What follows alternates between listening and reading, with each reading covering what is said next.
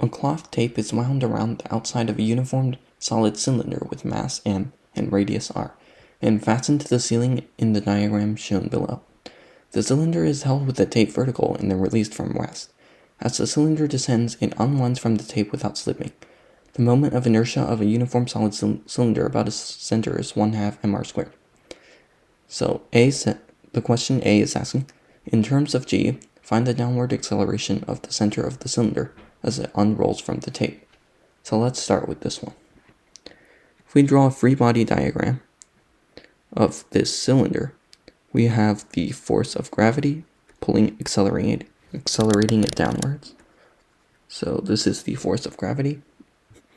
And then we also have a torque that is causing it to spin and slowing it down as if it were just directly dropping by gravity. So using this, you can say, if we set the positive direction as downward, we can say that the force of gravity, minus the torque is equal to the mass times the acceleration of the center of mass of the cylinder. We can also say that the torque times the radius must equal the moment of inertia times the angular acceleration. This is simply saying that the torque is equal to the moment of inertia times the angular acceleration. And that is like Newton's second law, but for torque. And again, we're multiplying the radius because torque has units of Newton meters. And this is simply the force of the torque, not actually how far it is away from the center of mass.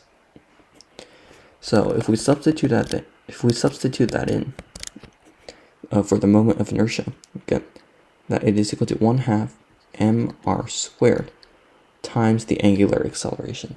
This is simply replacing the moment of inertia with this quantity here. And finally, we have another equation we can make that says that the acceleration of the center of mass is equal to the radius times the angular acceleration. And this is a relatively simple equation. That's true for this is basically saying that the linear acceleration of the center of mass is equal to the radius away from the center times the angular acceleration. This is true for both velocity and position as well. So we can just take these three equations and substitute both of these into the second one.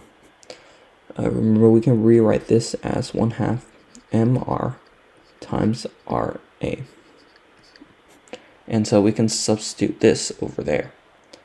And then as for that one, we can solve for torque and substitute that into t here. So if we solve this, torque is equal to mg, or the force of gravity, minus the mass times the acceleration of the center of mass. Or we can simplify this even further to say that torque is equal to the mass times the gravity minus the acceleration of the center of mass. Now we just plug everything in. And don't forget about this r here when you're plugging in. So we get that mr times the acceleration due to gravity minus the acceleration of the center of mass is equal to 1/2 mr times the acceleration of the center of mass. Remember, we substituted that for the radius times the angular acceleration. Now all of this cancels out, so we're left with gravity minus the acceleration of the center of mass is equal to 1/2 times the acceleration of the center of mass. So we get that 3/2 times the center of mass. Acceleration of the center of mass is equal to the gravity. So now by solving all of that, we get that the acceleration of the center of mass is equal to 2/3 of the acceleration of gravity.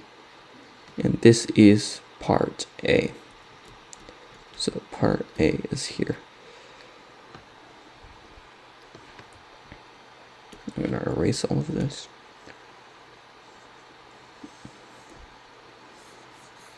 Oops.